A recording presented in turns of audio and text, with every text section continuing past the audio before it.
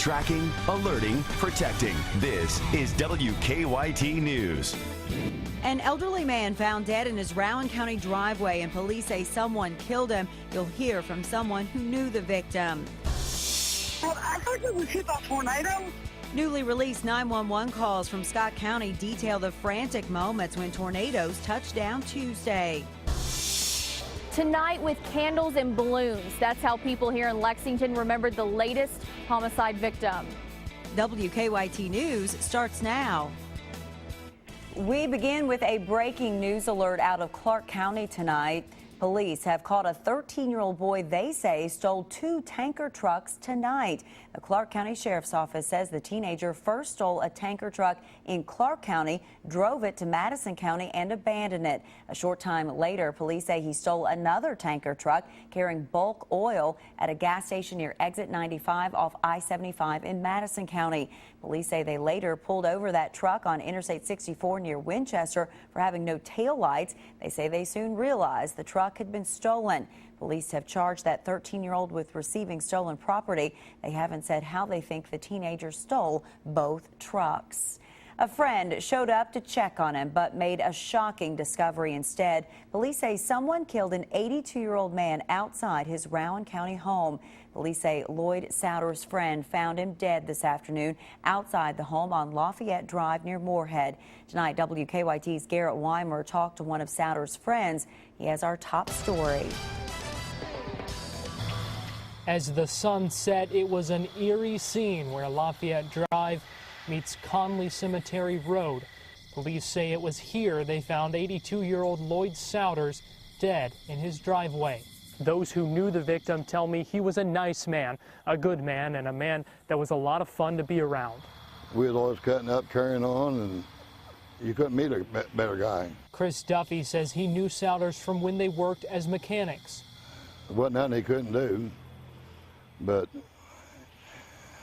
no, he's just going to be missed. Shocked as the home where he says his friend lived alone became a crime scene. Investigators say they do suspect foul play. They're investigating the death as a murder. But I'd just like to know what kind of lowlife it really takes to do something like that to an elderly man.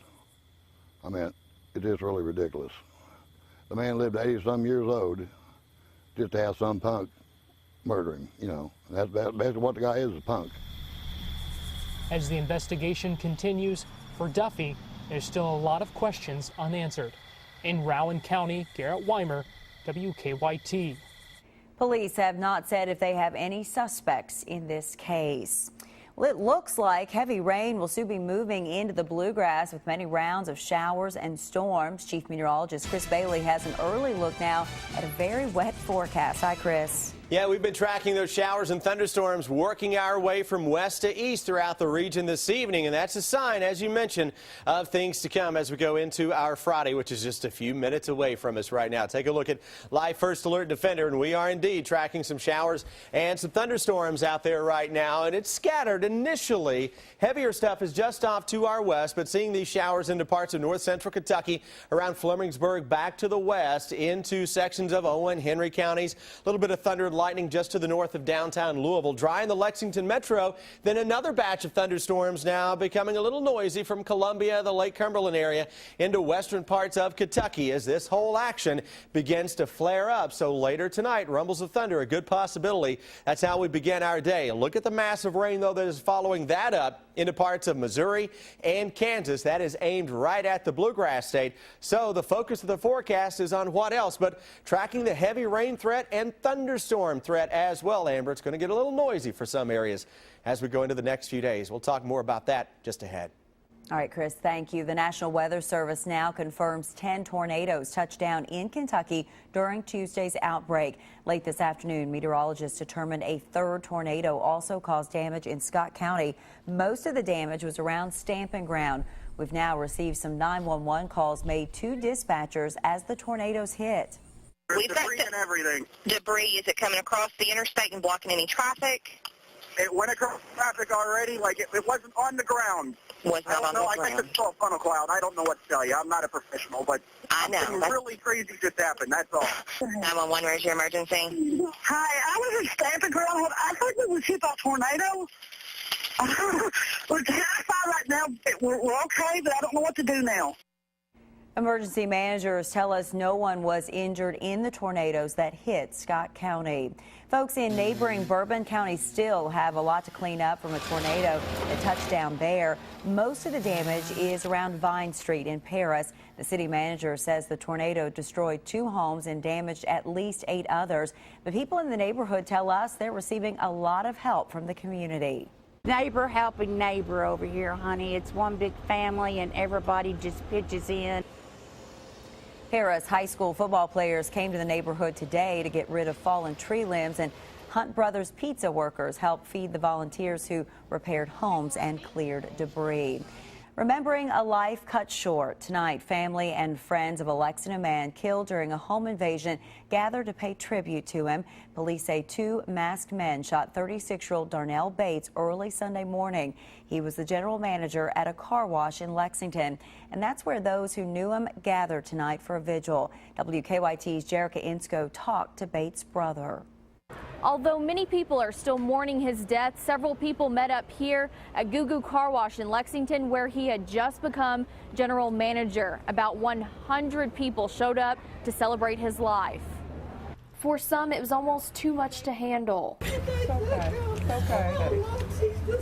The death of Darnell Bates came as a surprise to everyone close to him. I don't understand. John Bates is the man's younger brother, and as you just heard, he and many others are still trying to wrap their minds around what happened. She has lost her son, right, for something senseless. Lexington police saying he was shot in the back and killed during a home invasion. I just want justice for my brother. You know, it's hard, you know, just going through this. I ain't never lost nobody this close to me. They all know candles, nice words, and balloons. For the love of Darnell.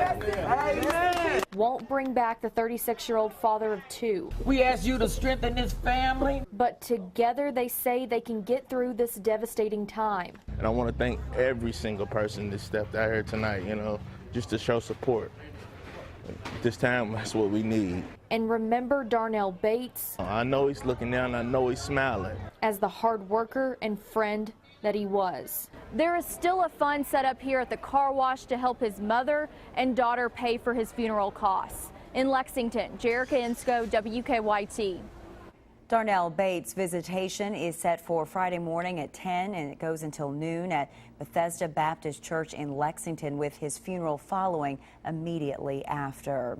A Madison County man now admits he killed his grandmother 6 years ago. The Richmond Register reports William Tribble pled guilty to murder. He admitted using a hammer to kill his grandmother, 78-year-old Joanne Tribble, in her Richmond home in 2008.